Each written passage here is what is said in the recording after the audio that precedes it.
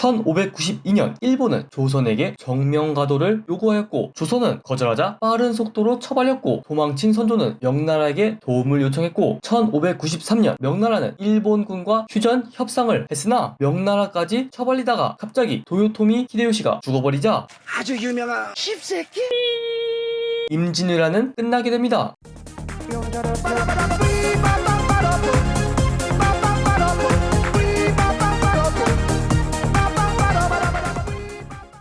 외란 이후 일본에서는 정치판이 완전히 뒤집혔습니다. 외란에 적극적이었던 도요토미 세력이 무너지기 시작했고 외란에 소극적이었던 토쿠가와 세력이 정권을 잡게 됩니다. 이때 일본은 조선에게 통신사 파견을 수차례 요청했는데 에도 막부를 세운 토쿠가와 이에야스는 조선과의 국교 회복을 필요로 했습니다. 이는 자신의 입지를 다지고 중국과의 교류, 조선의 선진 문물을 얻기 위해서였죠. 조선은 또다시 전쟁이 나면 두만강이 아닌 요단강을 건널 것을 알기에 통신사 요청을 동의하였습니다.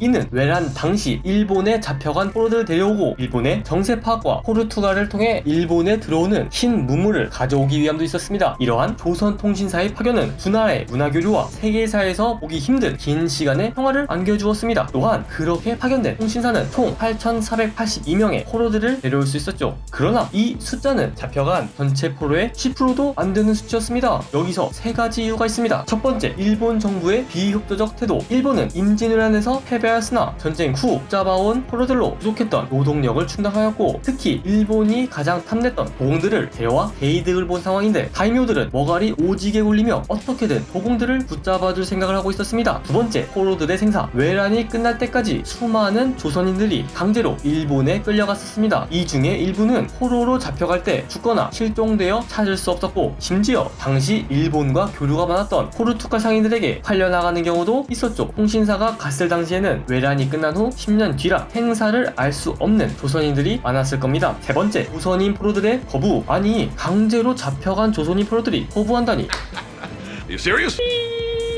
조선의 신분사회는 다음과 같았습니다. 물론 시대별, 기록별로 약간의 차이가 있을 수 있으나 노비가 큰 비율을 차지한 것은 맞는 듯 싶습니다. 이 중 상민과 노비는 당시 천대받는 신분이었습니다. 즉 80% 이상이 조선사회에서는 개무시받던 사람들이었죠. 일본에 잡혀간 조선 사람들의 신분은 다양하게 분포되어 있었겠지만 그중 본인이 양반이라면 어떻게든 조선으로 돌아가고 싶었겠죠. 하지만 상민과 노비들은 어차피 전쟁으로 개판이 된 조선보단 당시 전성기였던 일본에서 평범하게 살아갈 수 있었는데 굳이 조선으로 돌아가 양반들한테 천대받으면서 가난하게 살 바에는 그냥 일본에서 사는 게 더 낫다고 봤습니다. 실제로 조선은 포로들을 데려오긴 했지만 그 이후에 생활 지원 조치는 없었다고 합니다. 오히려 어렸을 때 잡혀가 출신이 불명확할 경우 그들을 노비로 삼았다는 기록도 남아있습니다. 그리고 통신사로서 국왕의 국서와 임무를 받고 일본에 도착한 양반들은 충격적인 모습을 보게 됩니다. 조선에서 출발한 양반들은 오랑캐들이 사는 곳에 자신들이 지낼 자리가 있으려나 걱정을 하며 양반들 방금 오랑캐들 교화시키는 상상을 했지만 어림도 없었습니다. 통신사로 간 양반들이 보았던 일본은 잘 닦인 길, 수많은 건물들, 돈과 물자가 넘치는 대도시로 보았습니다. 물론 당시 임진왜란으로 조선과 명나라 모두 나라가 개판인 상황이고 일본은 조선에서 약탈한 엄청난 문화, 학문, 기술을 가진 지식인들 그리고 전쟁으로 부족해진 노동력을 채울 수 있는 포로들까지 데려왔으니 최고의 전성기를 누릴 수 있었죠. 당시 일본의 수도 에도는 100만 명이 넘는 인구가 살았던 세계에서 가장 큰 도시로 조선에서 통신사가 올 때 수많은 인파가 이를 구경하려 모였습니다. 조선 통신사의 수행원들은 역관, 시인, 화가 등이 따라갔는데 그중 마상제가 가장 인기가 많아 마치 에버랜드의 퍼레이드처럼 화려한 행사가 펼쳐졌다고 합니다. 다만 이때 구경 나온 일본 사람들은 통신사를 조공사신단으로 알고 있었죠. 당시 일본 내에서는 조선은 일본의 조공국이다 라는 홍보를 지속적으로 했기 때문입니다. 어떻게 보면 통신사는 일본에서 정치적으로 이용당했다고 볼 수 있습니다. 하지만 문제는 그렇게 일본에게 전쟁으로 당하고 패배했음에도 전성기를 보여준 일본의 정세를 보고도 조선통신사의 양반들은 그들의 발전된 모습을 보고 분노하는 모습을 보여줍니다. 화려하고 높은 건물들을 다 기록할 수 없었다. 번화와 부기가 일개 흑 인형에게 입혀져 있구나. 아, 금수와 같은 인간들이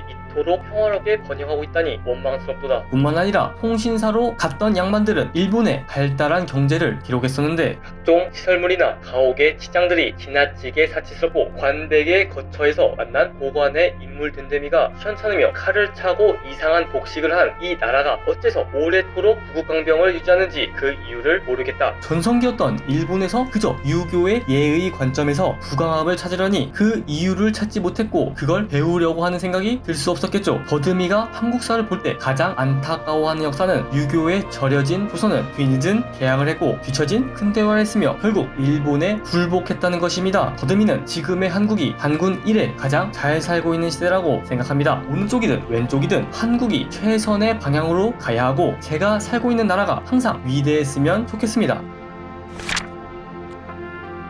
그렇다면 일본은 조선에게 사신을 보낸 적이 없었을까? 한반도와 일본 열도는 가까이 위치해 있어 이전부터 교류가 많았습니다. 외란 이전까지는 일본 사신이 한양 입성을 허용하였고 동평관이라는 일본 사신을 위한 숙소까지 있었습니다. 하지만 이렇게 일본 사신들이 왕래했던 루트가 임진왜란 당시 그대로 침공로가 되어버렸습니다. 그래서 외란 이후 조선은 일본의 한양 입성을 거부하였고 이후 부산 동래까지만 허용했다고 합니다.